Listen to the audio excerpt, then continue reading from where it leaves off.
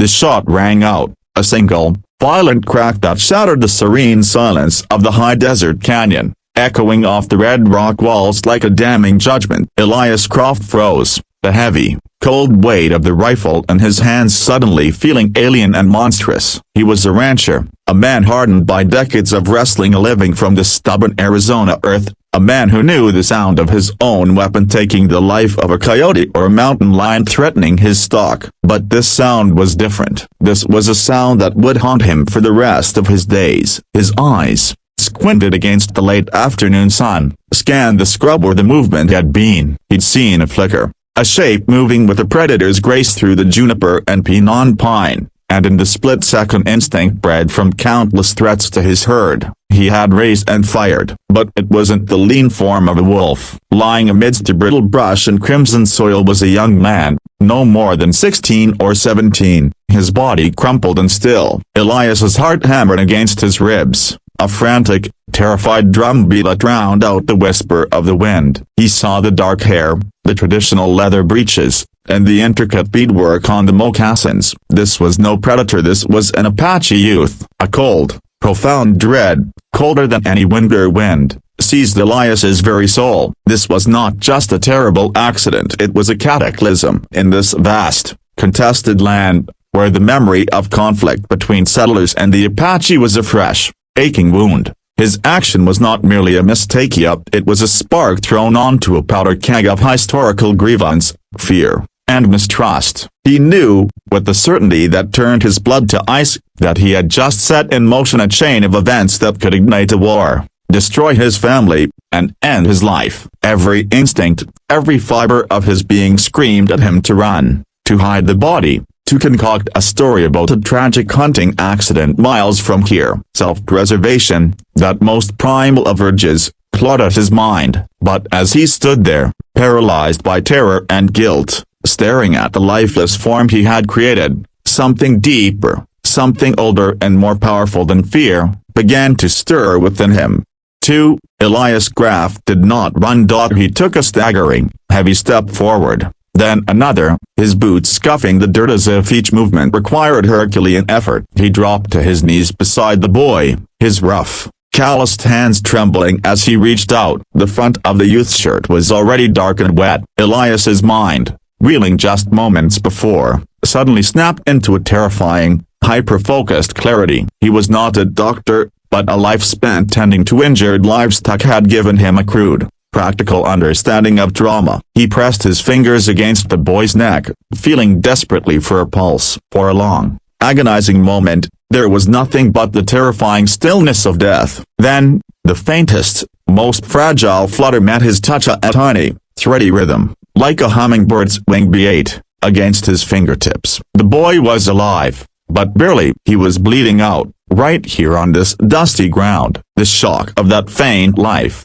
the sheer improbable hope of it, galvanized Elias. The thoughts of cover-ups and lies evaporated, replaced by a single, driving, all-consuming imperative: save him. But how? The nearest town with a proper doctor was over 3 hours away by wagon on a rough trail. The boy would never survive the journey. There was only one desperate, unimaginable course of action left. Elias knew the Apache band still lived in these remote mountains, clinging to their traditional ways. He would have to find them. He would have to take the boy of the sun he had showed back to his people and beg them, in whatever way he could, to save him. It was a plan born of pure madness, a journey that would likely lead to his own torture and death. They would see a white rancher carrying their wounded son and would not ask questions. They would exact vengeance. But it was the only path. Gently, with the tenderness he usually reserved for newborn calves, Elias fashioned a crude travois from nearby branches and his own bedroll, his movements swift and efficient. He loaded the unconscious youth onto it, his own heart taking with every pained, shallow breath the boy took. Hitching the travois to his horse, Elias Croft turned his back on his own world, on safety and reason, and began walking deliberately deeper into the heart of the Apache wilderness, toward an uncertain and likely brutal fate, guided only by a desperate prayer and the weight of his own terrible redemption.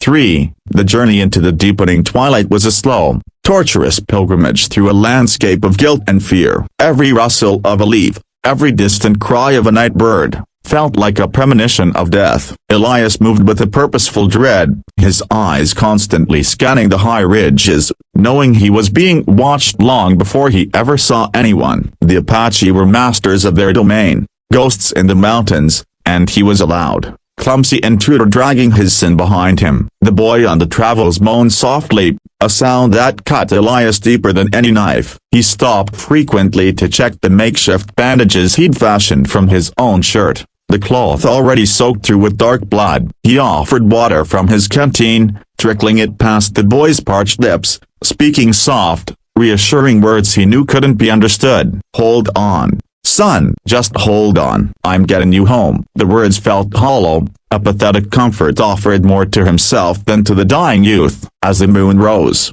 casting long, skeletal shadows across the canyon floor, the feeling of being observed intensified into a tangible pressure. Then, without a sound, they were there. Figures emerged from the darkness, materializing from behind rocks and trees as if born from the shadows themselves. They were warriors, their faces impassive and hard, eyes glending with a cold, dangerous light. They carried rifles and knives, and they moved with a lethal grace that made Elias's heart stop. He froze, holding his hands out, empty and open, in the universal sign of surrender. He expected a bullet, a swift and violent end to his quest, but the warriors did not attack. Their eyes fell on the travels, on the wounded boy, and a ripple of tense, silent communication passed between them. Two of them moved forward, their expressions unreadable, and gently took the poles of the travels from Elias's numb hands. Another stepped behind him, and the cold, sharp point of a knife blade pressed against his back,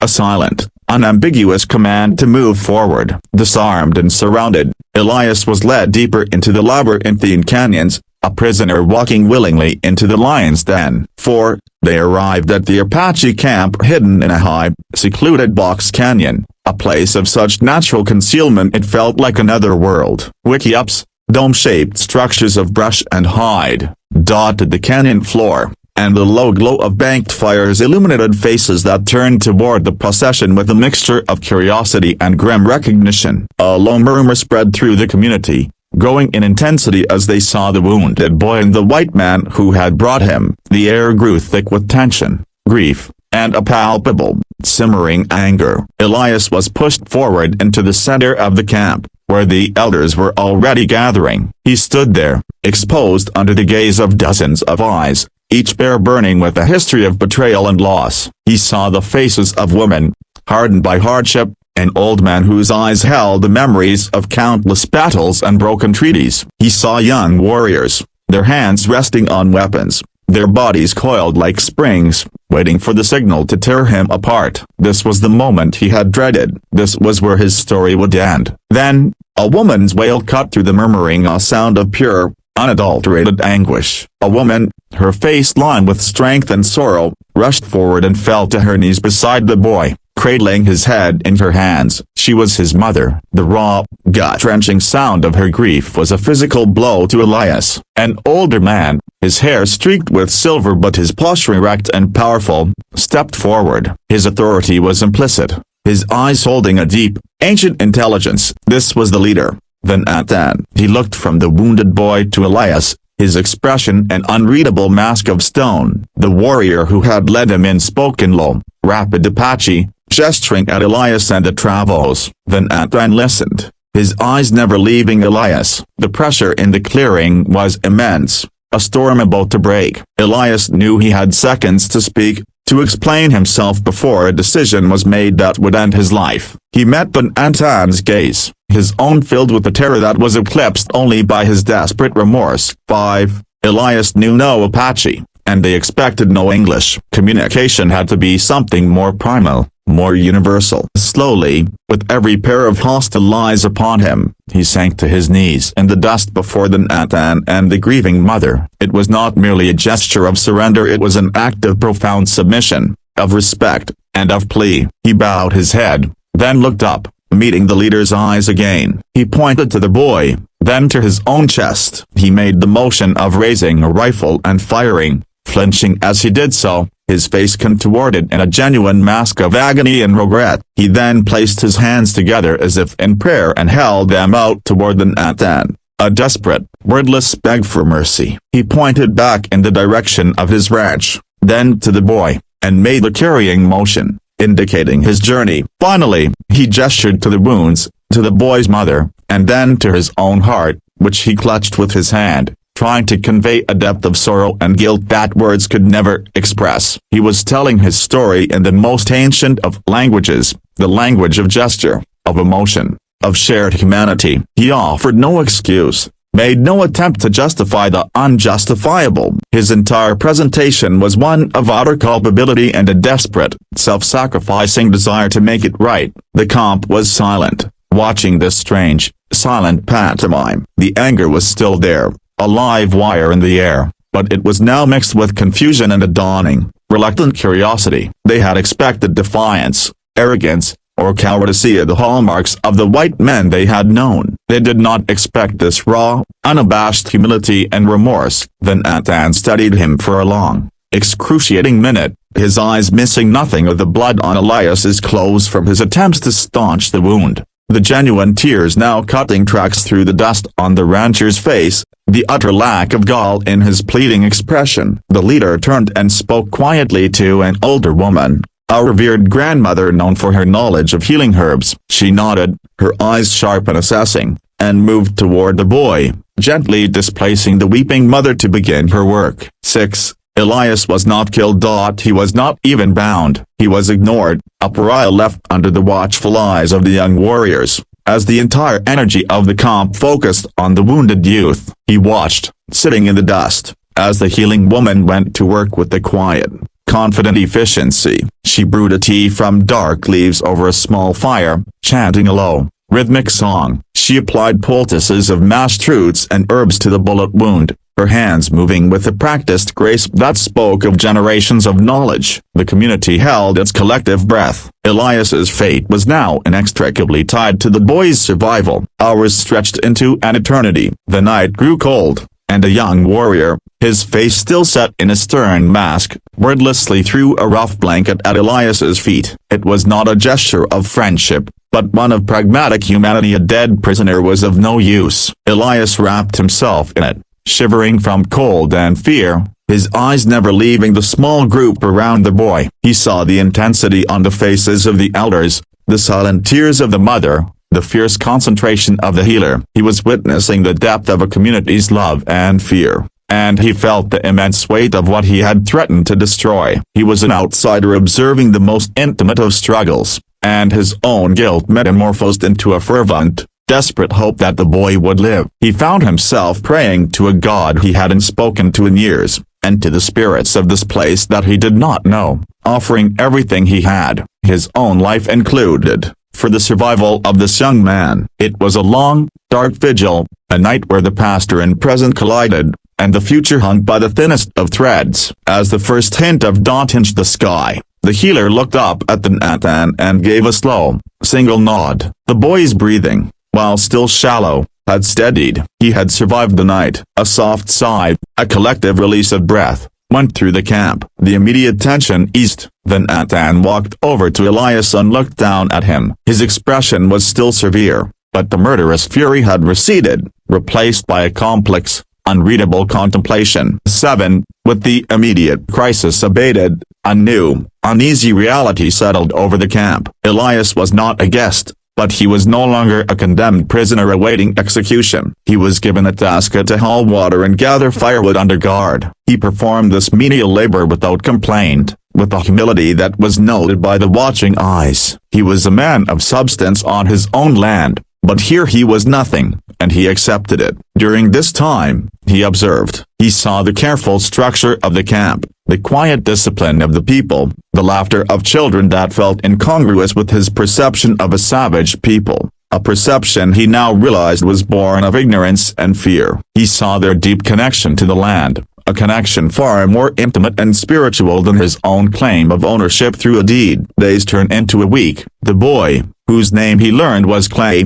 meaning the hawk, began to regain consciousness for short periods. The first time Clay's eyes focused on the white man working at the edge of the camp, they widened with confusion and fear. Elias immediately looked away, bowing his head, resuming his work, making himself small and non-threatening. Slowly, carefully, a fragile and silent routine established itself. One afternoon, Van Antan approached him, accompanied by a younger man who had learned some English from trading posts. "You stay," Van Antan said through the translator, his voice deep and resonant. "You work. You see, when the hawk is strong, then we will decide." It was not forgiveness, it was a stay of execution. A period of judgment. Elias could nod his acceptance. He was being given a chance to understand the weight of his action, not just as a crime against a person, but against the people. He shared their simple food, listened to their stories told in a language he couldn't understand but whose rhythms he began to feel, and witnessed their resilience. The shocking thing was not their brutality, but their capacity for restraint, their complex code of justice that valued the preservation of life. Now that the immediate threat had passed, he was living a penance, and in doing so, he was being quietly, fundamentally transformed. 8. The day of decision arrived. Clay was able to sit up, weak but clearly on the path to recovery. The entire band gathered once more. Van Antan stood before Elias, with Clay and his mother beside him. The translator was present. Van Antan spoke, his words translated into halting English. "You took life from the people," he began, his voice not loud, but carrying absolute authority. "You brought a shadow to our camp. The old way is to take a life for a life. That is one path." He paused, letting the grim finality of those words hang in the air. "But you did not run. You carried death on your back and walked unto its home to give it back. You have worked without pride. You have seen us not as enemies, but as people." He turned to Clay and spoke to him softly. The young man, still paled, looked at Elias. There was no anger in his eyes, only a quiet, deep curiosity. He nodded slowly to Van Antan. The leader turned back to Elias. "The hawk does not demand your life.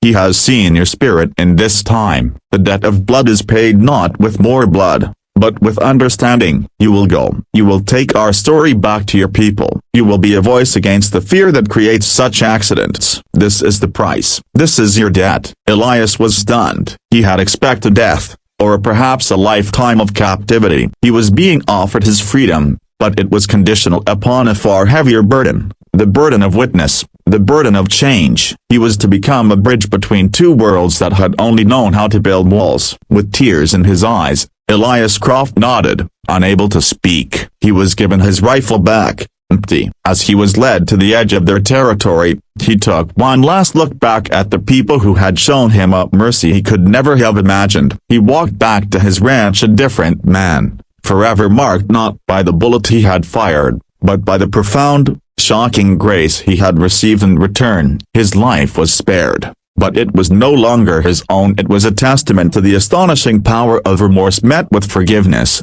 a solitary man forever changed by the shocking weight of a second chance.